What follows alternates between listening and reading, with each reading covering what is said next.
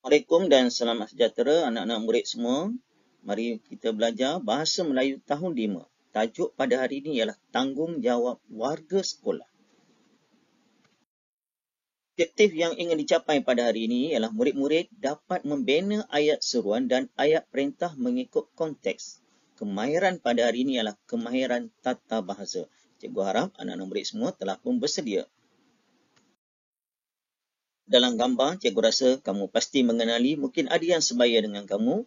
Mereka adalah antara pelakon cilik yang popular sama ada dalam televisyen ataupun dalam filem. Jadi, bayangkan, andai kata satu hari nanti kamu berpeluang menjadi popular seperti mereka. Tentu seronok kan?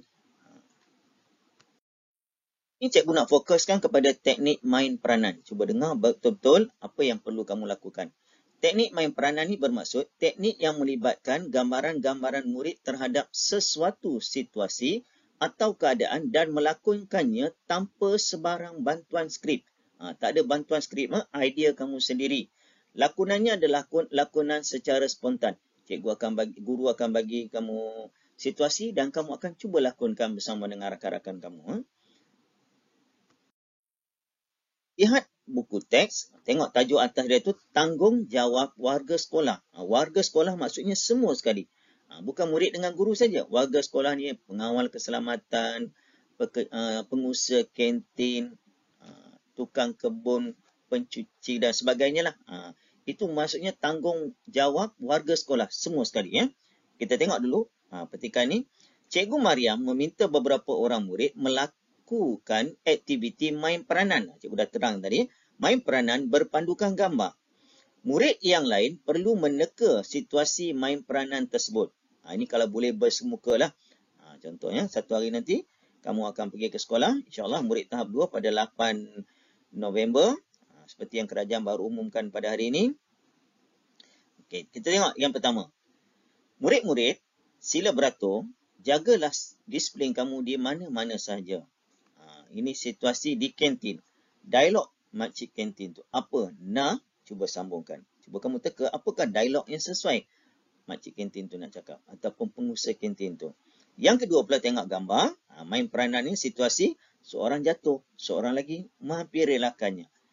Apakah dialog yang sesuai apabila kawan kita terjatuh? Cikgu rasa kamu pun mungkin pernah jatuh dan pernah menolong seseorang. Yang ini pula gambar seseorang sedang menerima hadiah daripada, dan kalau di sekolah dah pastilah yang paling tinggi, guru besar.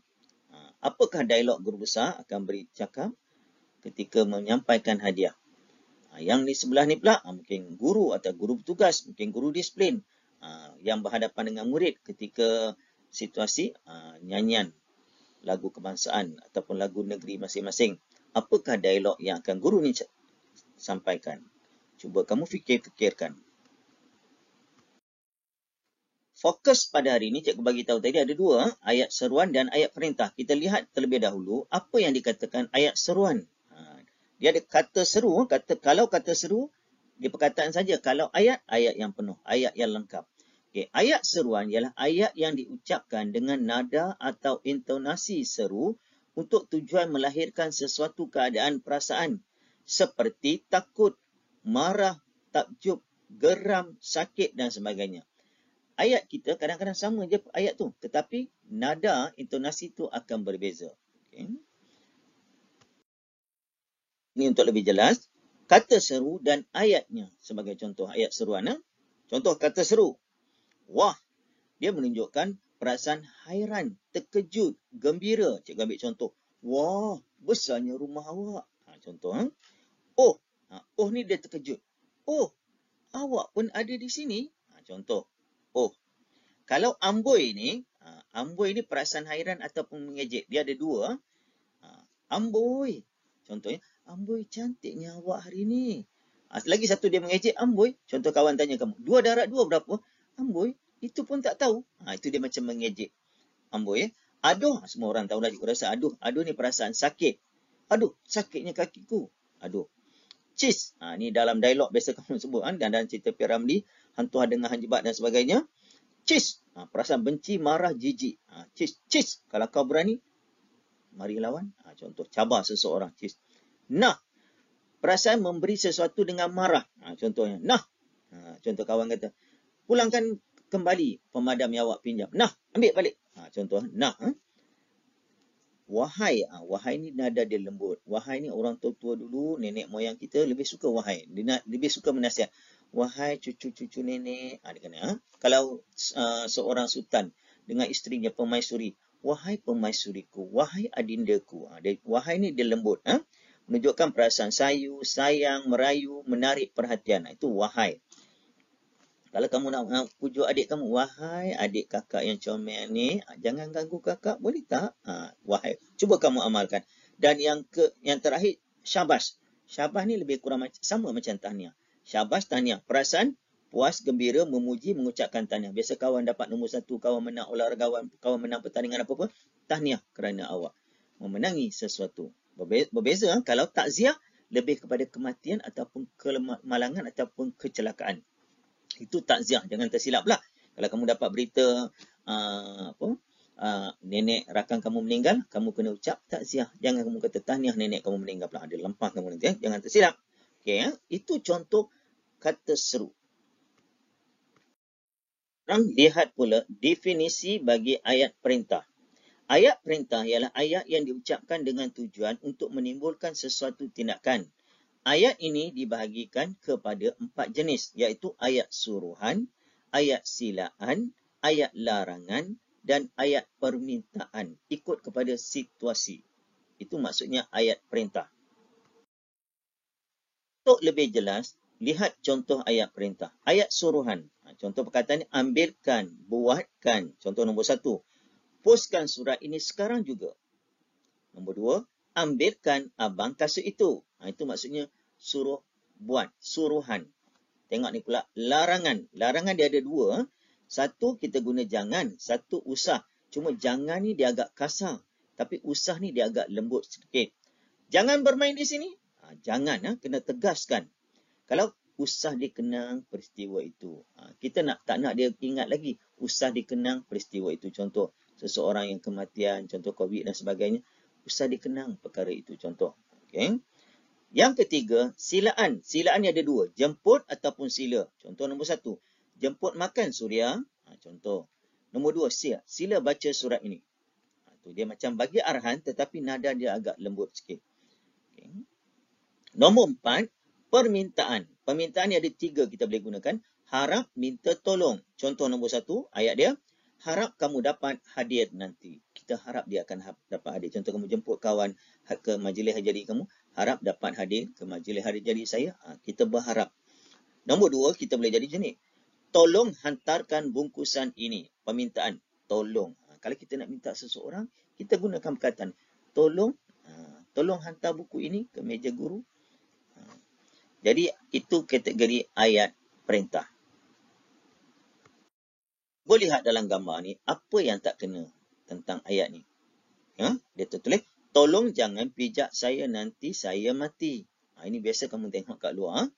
Tolong jangan. Tengok. Tolong tu, satu perkataan dah. Menunjukkan ayat perintah. Jangan pun sama. Mana kita boleh buat dua-dua? Kita kena guna salah satu je. Sama ada dia kata, tolong pijak saya nanti saya mati. Ada. Ataupun, jangan pijak saya nanti saya mati. Kita hanya guna satu saja. Buang perkataan tolong, gunakan jangan je. Tolong tak perlu lagi. Kita tegaskan. Jangan pijak rumput. Jangan berlari di kawasan sekolah. Jangan bermain di dalam kelas. Okay, itu contoh. Kita kena guna satu je perkataan. Jelasan yang telah cikgu berikan. Sekarang lihat. Kita kena bincang latihan yang telah cikgu berikan sebentar tadi. Situasi yang pertama, situasi di kantin. Dialognya berbunyi, murid-murid sila beratur. Jagalah disiplin kamu di mana-mana sahaja. Makcik kantin tu kata, nah, ini makanan yang kamu pesan.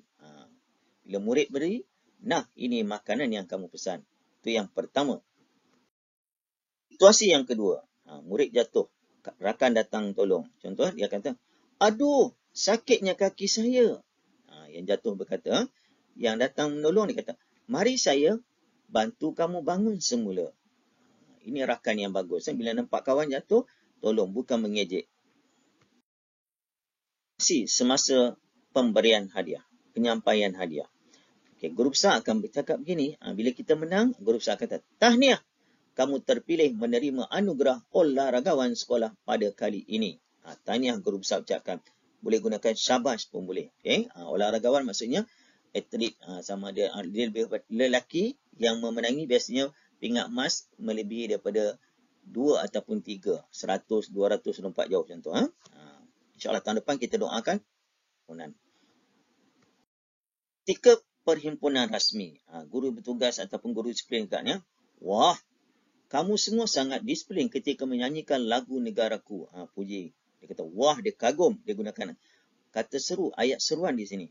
Kemudian, guru ni sambung lagi, sentiasalah amalkan sikap menghormati kepada lambang negara ini.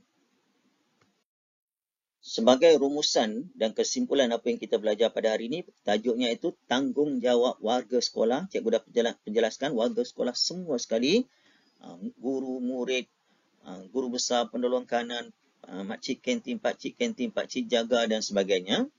Jadi pada hari ini kita telah pun belajar tanggungjawab warga sekolah dan kita belajar juga ayat seruan dan ayat perintah. Cikgu harap kamu telah pun dapat memahami dan cuba betulkan ayat-ayat yang biasa kita guna yang salah tu kita betulkan supaya jangan jadi kebiasaan. Itu saja yang cikgu nak kongsi kepada hari ini. Jumpa lagi insya-Allah. Assalamualaikum. Selamat sejahtera semua.